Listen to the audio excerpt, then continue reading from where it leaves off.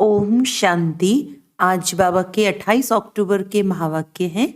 बाबा ने कहा, मीठे बच्चे, बेहद सर्विस के लिए तुम्हारी बुद्धि चलनी चाहिए।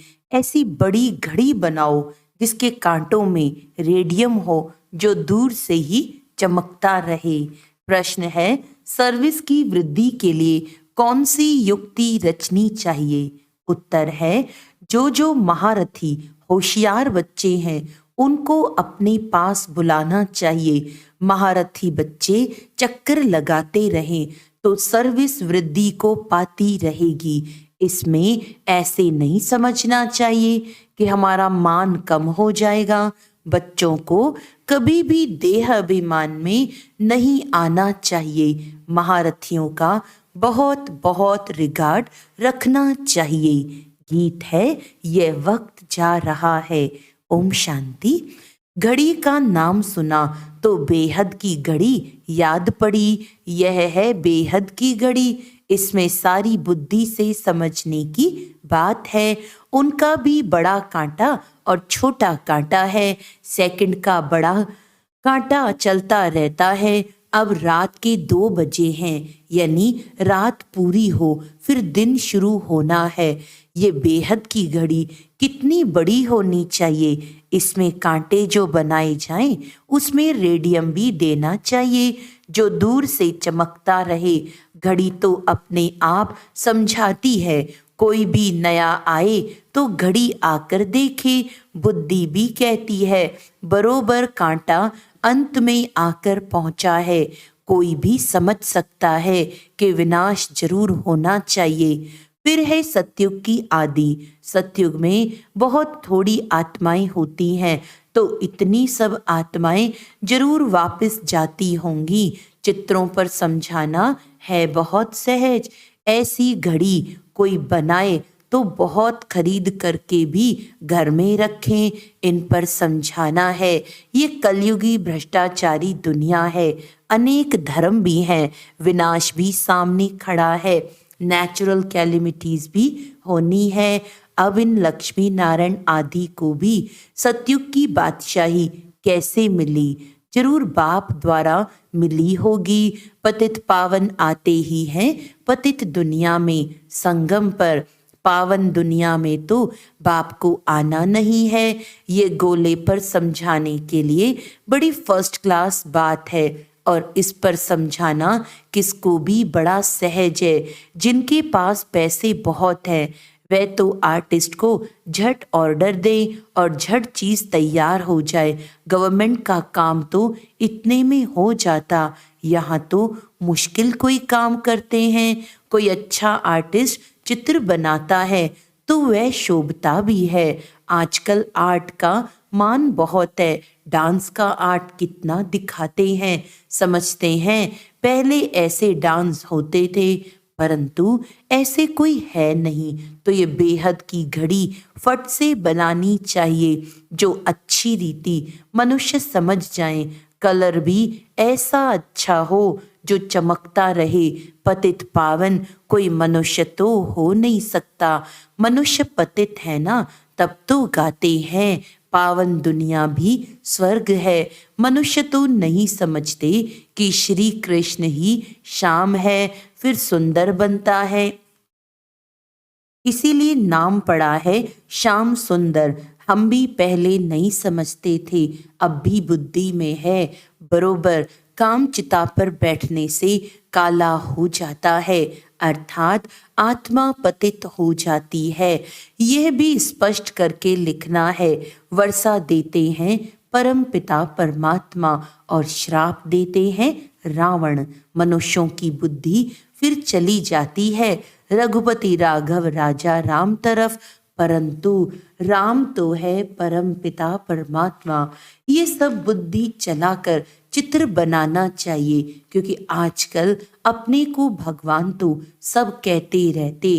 तुम जानते हो बाप तो एक ही है, बाकी हम सब आत्माएं परम धाम में परमात्मा के साथ जाकर रहेंगी। उस समय बाप भी ब्रह्मांड का मालिक, हम भी ब्रह्मांड के मालिक हैं। फिर बाप कहते हैं तुम बच्चों को मैं विश्व का मालिक बनाता हूँ, और भल कोई कितना भी बड़ा राजा हो, ऐसे नहीं कहेंगे कि हम विश्व के मालिक हैं। बाप तो विश्व का मालिक बना रहे हैं, तो ऐसे माता पिता पर कितना कुर्बान जाना चाहिए। उनकी श्रीमत मशहूर है, उस पर चलते चलते पिछाड़ी में आकर श्रीमत का पूरा पालन करते हैं। अभी अगर श्रीमत पर पूरा चलें तो श्रेष्ठ बन जाएं। कितना माथा मारना पड़ता है। जब तक यज्ञ है तब तक पुरुषार्थ चलता रहेगा। यह है रुद्र ज्ञान यज्ञ। वह भी रुद्र ज्ञान यज्ञ वह भी रुद्र यज्ञ करते हैं शांति के लिए। उससे तो शांति हो ना सके। बाप का तो एक ही यज्ञ है जिसमें सारी सामग्री स्वाहा हो जाती है और सेकंड में जीवन मुक्ति मिलती रहती है। वह कितने यज्ञ रचते हैं, फायदा कोई नहीं। तुम बच्चे हो नॉन वायलेंस, पवित्रता बिगर कोई स्वर्ग में जा न सके। ये है पिछाड़ी का समय, पतित दुनिया, भ्रष्टाचारी रावण की दुनिया। 100% अपवित्रता, अशांति, दुखी, रोगी, ये सब लिखना पड़े। और फिर स्वर्ग में है श्रेष्ठाचारी, 100% पवित्रता, सुख, शांति, निरोगी। वह है रावण का श्राप, ये है शिव बाबा का वर्षा। पूरी लिखत होनी चाहिए। भारत फलाने समय से फलाने समय तक श्रेष्ठाचारी था, फिर फलाने समय से भ्रष्टाचारी बना है। लिखत ऐसी हो जो देखने से समझ जाए, समझाने से भी बुद्धि में नशा चढ़ेगा। इस धंधे में ही रहने से फिर प्रैक्टिस हो जाएगी। वह सर्विस 8 घंटा करते हैं तो यह भी 8 घंटा करनी चाहिए। सेंटर पर बच्चियां जो हैं उनमें भी नंबरवार हैं। कोई तो सर्विस का बहुत शौक है, जहां तहां भागते रहते हैं। कोई तो एक ही जगह पर आराम से बैठ जाते हैं। उनको ऑलराउंडर नहीं कहेंगे। महारथियों को तो कुछ समझते नहीं हैं, तो सर्विस भी ढीली पड़ जाती है। बहुतों को अपना अहंकार बहुत रहता है। हमारा मान हो, दूसरा कोई आएगा तो हमारा मान कम हो जाएगा। यह नहीं समझते कि महारथी तो मदद करेंगे, अपना अहंकार रहता है। ऐसे भी बुद्धू हैं। बाप कहते हैं सच्ची दिल पर ही साहिब राजी होता है। बाबा के पास समाचार तो आते रहते हैं ना। बाबा हर एक की रग को समझते हैं। यह बाबा भी अनुभवी है, तो ये गोले की समझानी बहुत अच्छी है। ये समझानी तुम्हारी निकलेगी तो तुम्हारी सर्विस बहुत अच्छी विहंग मार्ग की हो जाएगी। अभी तो चींटी मार्ग की सर्विस है। अपने ही देह अभिमान में रहते हैं, इसीलिए बुद्धि चलती नहीं। अब यह है विहंग मार्ग की सर्विस। सर्विसेबल बच्चों का माथा चलता रहेगा। क्या क्या बनाना चाहिए, चित्रों पर समझाना बहुत सहज है। अभी कलयुग है, सतयुग स्थापन होता है। बाप ही सबको वापस ले जाएंगे। वहाँ है सुख, यहाँ है दुख। सब पतित है। पतित मनुष्य कोई को भी मुक्ति, जीवन मुक्ति दे नहीं सकते हैं। ये सब हैं भक्ति मार्ग की कारोबार सिखलाने वाले गुरु। सब हैं भक्ति मार्ग के। ज्ञान मार्ग का गुरु कोई है नहीं। यहाँ तो कितनी मेहनत करनी पड़ती। भारत को स्वर्ग बनाने में जादूगरी का खेल है ना, इसीलिए उनको जादूगर भी कहते हैं। श्री कृष्ण को कभी जादूगर नहीं कहेंगे। श्री कृष्ण को भी शाम से सुंदर बनाने वाला वे बाप है। समझाने का बड़ा नशा चाहिए। बाहर में जाना चाहिए। गरीब ही अच्छा उठाते हैं। साहूकारों में उम्मीद कम रहती है। 100 गरीब तो 1-2 साहूकार, 5-7 साधारण निकलेंगे। ऐसे ही काम चलता है। धन की इतनी तक दरकार नहीं रहती। गवर्नमेंट ने देखो कितना बारूद बनाया है। दोनों समझते हैं विनाश हो जाएगा, हम विनाश को पाएंगे, तब मलूक यानी शिकारी कौन बनेंगे। कहानी है ना, दो बिल्ले लड़े, मक्खन बीच में बंदर को मिल गया। श्री कृष्ण के मुख में मक्खन दिखाते हैं, है यह स्वर्ग रूपी मक्खन। ये बातें मुश्किल कोई समझ सकते हैं। यहाँ 20-25 वर्ष रहने वाले भी कुछ नहीं समझते।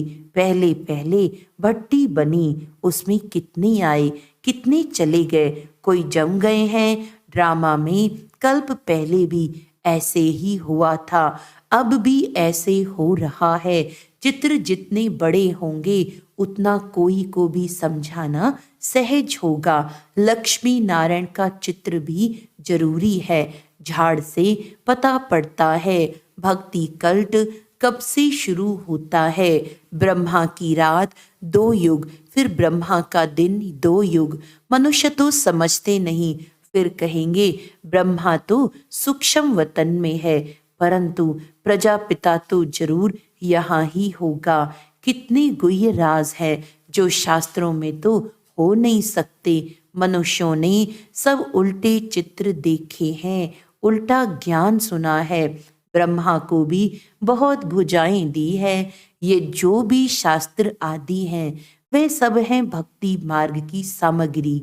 ये कब से शुरू होती है दुनिया नहीं जानती। मनुष्य भक्ति कितनी करते हैं, समझते हैं भक्ति बगैर भगवान मिल नहीं सकता, लेकिन जब पूरी दुर्गति हो तब तो भगवान मिलेगा सदगति के लिए। ये हिसाब किताब तुम जानते हो। आधा कल्प से भक्ति शुरू होती है। बाप कहते हैं ये वेद उपनिषद यज्ञ तप आदि सब है भक्ति मार्ग के, ये सब खत्म होने हैं। सबको काला बनना ही है, फिर गोरा बनाने बाप को आना पड़े। बाप कहते हैं मैं कल्प के संगम युगे युगे आता हूँ, न कि युगे युगे। दिखाते हैं कच्छ अवतार, मत्स्य अवतार, परशुराम अवतार, ये भगवान के अवतार हैं। फिर पत्थर बित्तर में भगवान कैसे हो सकता है। मनुष्य कितने बेसमझ हो गए हैं, बाप ने आकर कितना समझदार बनाया है। महिमा भी करनी पड़े। परमपिता परमात्मा ज्ञान का सागर, पवित्रता का सागर है। श्री कृष्ण की यह महिमा हो नहीं सकती। श्री कृष्ण के भक्त फिर श्री कृष्ण के लिए कह देते हैं कि सर्वव्यापी है, कितना चटक पड़ते हैं। उनसे निकालकर फिर बाप का परिचय देते हैं। सब आत्माएं भाई भाई हैं, सब फादर थोड़े हो सकते हैं। फिर याद किसको किया जाता है? गॉड फादर को बच्चे याद करते हैं। समझाने वाला भी बेहद बुद्धि वाला चाहिए। बच्चों की बुद्धि हद में फंस पड़ती है, एक जगह ही बैठ जाते हैं। बिजनेसमैन जो होते हैं वे बड़ी बड़ी ब्रांचेस खोलते हैं। जितना जो सेंटर्स खोले वे मैनेजर अच्छा, फिर सेंटर पर भी मदार है। यह है अविनाशी ज्ञान रत्नों की दुकान। किसकी? ज्ञान सागर की। पॉइंट तो बहुत है जो धारण कर समझानी है। सभा में चित्र रखे हों जो सब देखे। घड़ी का चित्र अर्थात सृष्टि चक्र का बहुत अच्छा है। इस चक्र को जानने से चक्रवर्ती बनेंगे। स्वदर्शन चक्रधारी बनना है। घड़ी पर समझाना बहुत सहज है। कितने पुराने बच्चे लायक ही नहीं बनते, अपने को मियाँ मिठू समझ बैठते, फालतू खुश होते, सर्विस नहीं करेंगे तो कौन समझेंगे कि ये दानी है। दान भी अशरफियों का करना चाहिए या पाई पैसे का। यह चित्र अंधों के आगे आईना है। आईने में अपना मुख देखेंगे। पहले बंदर की शक्ल थी, अभी मंदिर की शक्ल बन रही है। मंदिर में रहने लायक बनने का पुरुषार्थ करना है। यह है पतित दुनिया, वह है पावन दुनिया जो शिव बाबा स्थापन कर रहे हैं। जो श्रीमत पर नहीं चलते उनकी बुद्धि में कभी धारणा हो नहीं सकती। बाप कहते हैं प्रतिदिन तुमको गुह्य बताता हूँ, जो तो जरूर ज्ञान की वृद्धि होती जाएगी। कोई प्रश्न उठाते हैं 8 बादशाही कैसे चलेगी, इस हिसाब से इतनी बादशाही होनी चाहिए। बाप कहते हैं तुम लोग इन बातों में क्यों पढ़ते हो, पहले बाप और उनके वर्षे को तो याद करो। वहां की जो रस्म रिवाज होगी वह चलेगी। बच्चे किस रीति से पैदा होते होंगे उस रीति से होंगे। तुम क्यों इसमें जाते हो, विकार की बात मुख पर क्यों लाते हो। यह चित्र किसको सौगात में देना बहुत अच्छा है। ये गॉडफादरली गिफ्ट है। ऐसी गॉडफादरली गिफ्ट कौन नहीं ले जाएंगे। क्रिश्चियन लोग और किसका लिटरेचर आदि नहीं लेते, उनको अपने धर्म का नशा रहता है। बाप तो कहते हैं देवता धर्म सबसे ऊंच है। वह समझते हैं कि हमको इन क्रिश्चियन से बहुत पैसे मिलते हैं, परंतु ये तो ज्ञान की बातें हैं। जो ज्ञान उठाते हैं वही बाप से वर्षा पाते हैं। अच्छा, मीठे मीठे सिकिलदे बच्चों प्रति माता पिता बाप दादा का याद प्यार और गुड मॉर्निंग। रूहानी बाप की रूहानी बच्चों को नमस्ते। हम रूहानी बच्चों की रूहानी बाप दादा को याद प्यार गुड मॉर्निंग, नमस्ते नमस्ते नमस्ते जी। धारणा के लिए मुख्य सार है, विश्व का मालिक बनाने वाले माता पिता पर दिल से कुर्बान जाना है। उनकी श्रीमत पर अच्छी रीति चल श्रेष्ठ बनना है। अपनी दिल सदा सच्ची रखनी है। अहंकार में नहीं आना है। अशर्फियों का दान करना है।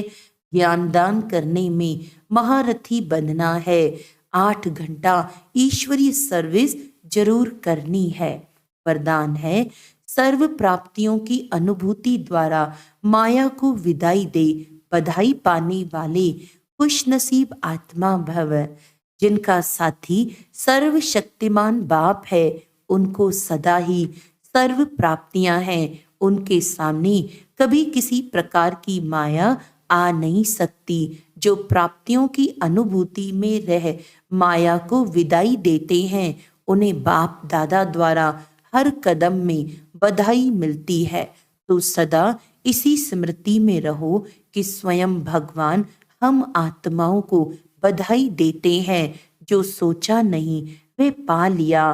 बाप को पाया सब कुछ पाया। ऐसी खुश नसीब आत्मा हो। स्लोगन है, स्वचिंतन और प्रभु चिंतन करो तो व्यर्थ चिंतन स्वतः समाप्त हो जाएगा। अच्छा, आज का अव्यक्त इशारा है, ब्राह्मण जीवन में पवित्रता की ऐसी पर्सनालिटी धारण करो जो आपकी एनर्जी, समय, संकल्प सब सफल होता रहे। कुछ भी व्यर्थ ना जाए। छोटी छोटी बातों में अपने मन बुद्धि को बिजी नहीं रखना। अपवित्रता की बातों को सुनते हुए नहीं सुनना, देखते हुए नहीं देखना। जैसे जिन चीजों से आपका कनेक्शन नहीं है उन्हें देखते हुए नहीं देखते हो। रास्ते पर जाते हो, कहीं कुछ दिखाई देता है परंतु आपके मतलब की बात नहीं है तो देखते हुए नहीं देखते हो। साइड सीन समझकर पार कर लेते हो। ऐसे जो बातें सुनते हो, देखते हो, आपकी काम की नहीं है तो सुनते हुए नहीं सुनो, देखते हुए नहीं देखो। अच्छा, ओम शांति।